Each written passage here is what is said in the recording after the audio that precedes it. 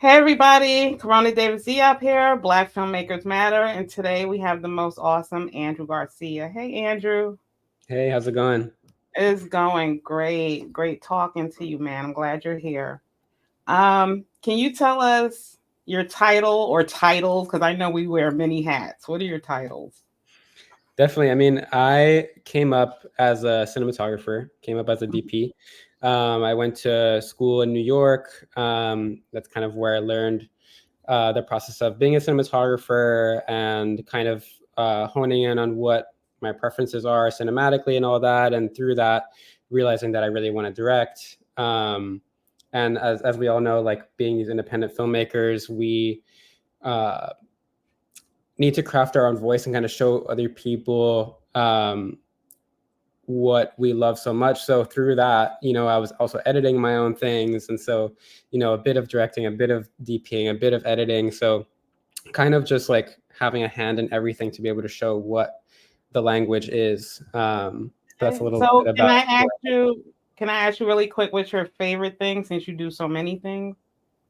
I think my favorite is directing right now, for sure. I think it changes from here and then, but I think whenever I watch a movie that's inspiring, I'm just like, yeah, directing is the way. Okay. And can you tell us about the stories you like to tell the most? Yeah, I think um, being Latino, I really want to bring these stories that incorporate my background. I'm Cuban Puerto Rican. Incorporate my background. I'm from Miami. It's a weird kind of wild place that there's so many stories that you grew up around, and kind of incorporating with the stories that we see in Hollywood. So you're kind of mixing these flavors that we have seen before, but with a twist that feels fresh and new, and can just bring in this Latino audience or other audiences that can connect to it as well. Okay. And can you tell us about a current project you're working on or that you put out? Yeah, you and I were just talking about my thesis project that I just shot in Puerto Rico in 2019, and that happened right after Hurricane Maria. And I just felt like it was, if there's anything I could do to help, it would be to just like raise any type of awareness. So with a small crew, we went down there and told this docu-narrative story about a family trying to get clean water, especially because of like how difficult it was there. And uh, yeah, it was a really special project. It was really difficult. We were going through some of the same things that the locals were going through down there. But I think my crew and I were just as passionate about what was going on, and through that we were able to get distribution through HBO, um, and spread the word about what was going on. And I think with that project, I really found what stories I love to tell. That is stories about underrepresented communities, about either environmental struggles, or just societal struggles that Latinos or other people are going through. And so my new film, I just finished a short film. It's been doing some festivals, and now we're looking for distribution. Um, it's about a Cuban rafter who has come to Miami from Cuba in during the raft crisis, and now finds herself 20 years later, kind of reliving her trauma of having come to the States after Fidel Castro's death. Just everything's kind of just like flooding back. Her memories are kind of flooding back, and it kind of just reminds her of that plight that she has gone through to be in Miami as a single mother. She was pregnant on the way to Miami. Okay. And so I think that's just, again, another real struggle that immigrants, not just Latinos, but immigrants all around, just there are events that happen, not just a dictator passing or something like that, but there are events that happen in your life externally or internally that remind you of the struggles that we've gone through. So, Okay. and how to So, overcome those. Yeah, okay. So you're a helper. I try to be. Yeah. Yeah, you know you are. Um, what was the pivotal moment in your life when you decided that your projects, your films, you wanted to help people than entertain? Um, That's a good When did question. you see that? Yeah, when did you say, no, we need some films that's gonna help such and such and such? Well, I think we see so much just work that you either scroll by on your phone, or just even when I was in school, like I think work now is so churned out, that but when you see that piece or something that really speaks to you, why did it speak to you? Because it tried to say something deeper that connected with you. How can Yes. and that's something that I want to make people feel in my work. I don't want someone to just see it on Instagram and be like cool and then just keep going. Like I'm not in this business to like have cool things out in the world. I want it to look cool and also be able to speak to About. these audiences. So I think it's a combination of a lot of things. It's what's out there already and Mhm. what is being and how much of that is just being pushed onto us as well. Okay, so when I say the word diversity in our industry, the words, what comes to your mind? It Personal could be experience. negative, positive. What Yeah. what comes to your mind? I think personal experience, like just injecting more personal experience, like you know, so many cultural backgrounds are mixing like more than ever now.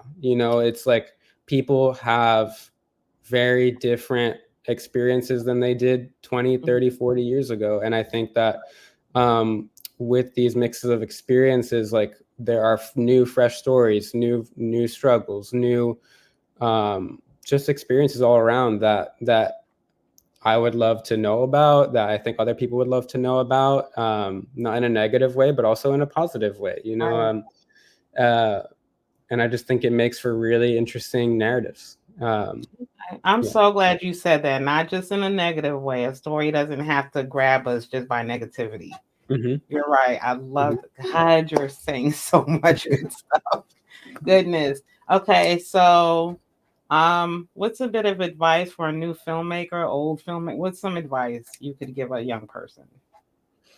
I think it's something that I've said to a few of my peers. Just I think die on your own hill.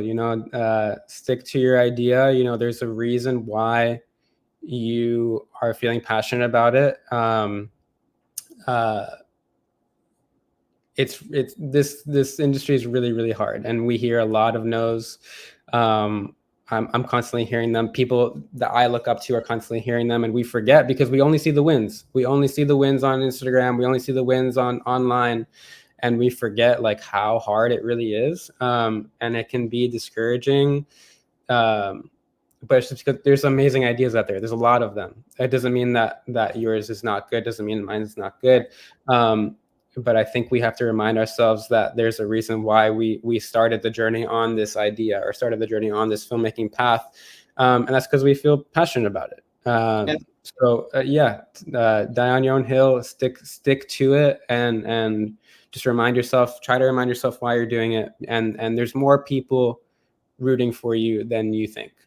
that's right. Andrew, what's like a no-no on your set? Like I ask filmmakers, we have people not showing up, people not coming on time, forgetting lines. What's like something that would totally turn a cinematographer, director, producer off?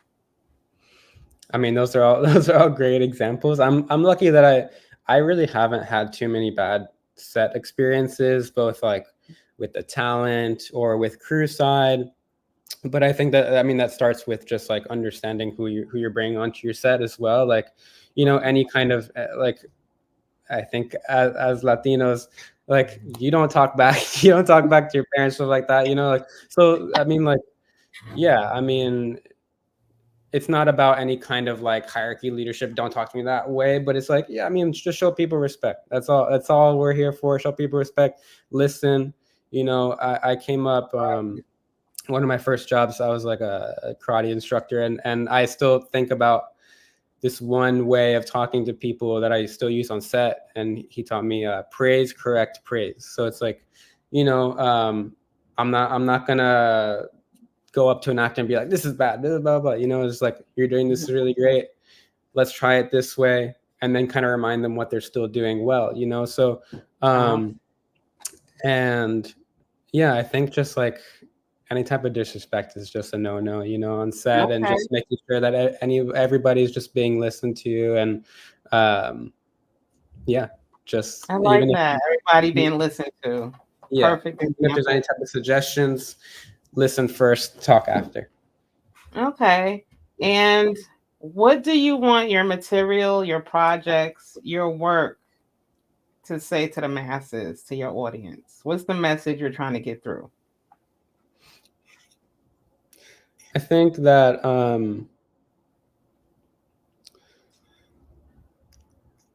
there's I don't want anybody to feel like forgotten. I think that there's uh there's a mainstream media out there with a large focus on certain types of people, and I think some people do feel forgotten, or if they're on screen, it's for a certain type of role or type of narrative. And I think like there's a lot of other directors that feel similarly and that are trying to do the same thing, but not to make certain groups of people feel pigeonholed in certain roles, and like just reminding that like anybody can be the forefront of a narrative, and that nobody has to feel forgotten, and no narratives have to kind of like be left on the floor. So again, just uplifting the narratives from where we come from, and that, again, like those personal experiences, those stories that you're like, nobody's going to care about this, like people will care. So yeah, we want to hear them. That's I'm literally trying to keep it together, guys. I'm getting emotional because you're saying so much truth. You're telling so much truth. Um, Thank you so much, Andrew. Any other advice you think, young people should know, or people trying to get in our shoes should know? Anything you think? um I think there's one thing. I used to work at this media company, and we would interview some celebrities that would come in, and this there was always a final question that we would ask them, and it would be like, what advice would you give like your younger self? And I think like at any point of your career, if you've been doing this for 2 years, if you're doing it 5 years, 10 years, there's always something we can probably tell ourselves or remind ourselves that we like have learned from. So I think it's like it's interesting when I try to look back. You realize how much you've learned and how much you've grown already, and we don't see that within ourselves. We don't see that in the day to day. But when you really sit and think like, oh, what would I have done? Like, what would I tell myself 5 years ago? Like, I think that's where you see the most growth, and at least for me, it's a motivating factor in just knowing that the train's going to continue moving forward, and um, you're sticking to it. Andrew, good God, thank you so much for Thank your you. deep, in-depth interview, man. One of my favorites. Thank you so much. Thank Andrew you. Garcia, everybody. Andrew, you have a website you want to I shout out? do. It's andrew-garcia.com. And if you want to look at some of my work on Instagram as well, it's rosepapi305. Okay. Yeah, check it out. Would love to hear from you guys, and see some of the audience work as well. Of And I course. can't wait to watch your work too. Thank you. And we're close by, so we could, do Let's lunch, a meet up. little project or something. Let's do Yeah. it. Let's do it. Absolutely. Andrew Garcia, everyone. Black Filmmakers Matter with Corona Davis Diop. Thank you, Andrew. Thank you so much.